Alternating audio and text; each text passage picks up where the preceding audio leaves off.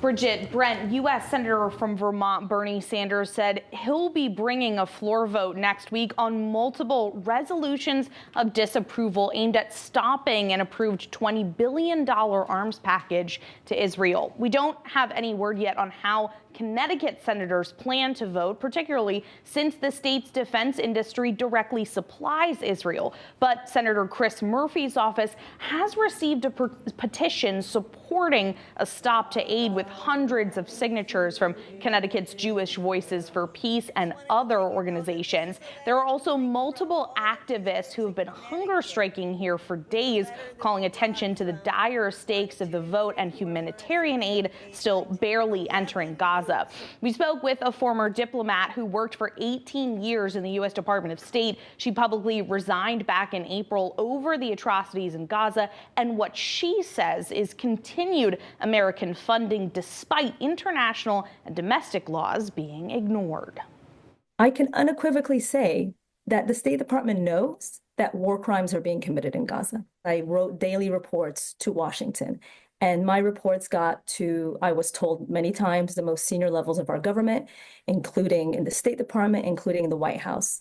And what those reports documented was what was happening in Gaza as covered by the pan-Arab traditional and social media. Every single day, I would write them on weekends, and I would stay up late at night consolidating all of the facts and all of the information. And oftentimes, that would show U.S. complicity because it would show U.S. fragments, fragments of U.S. bombs.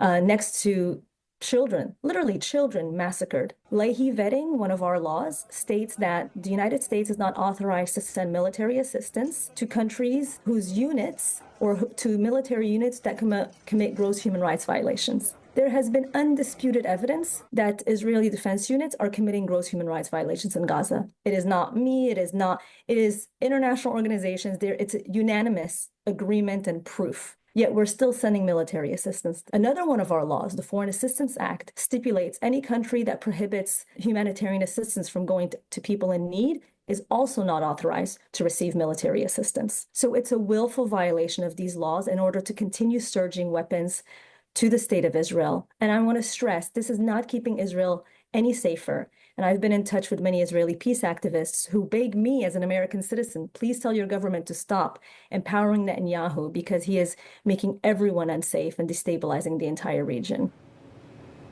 You can see the rest of our conversation with Rarit, advocates and lawmakers, plus in-depth coverage this Sunday at 10 a.m. on The Real Story. We'll, of course, be following next week's Senate votes, and we'll bring you more then. Bridget, Brent.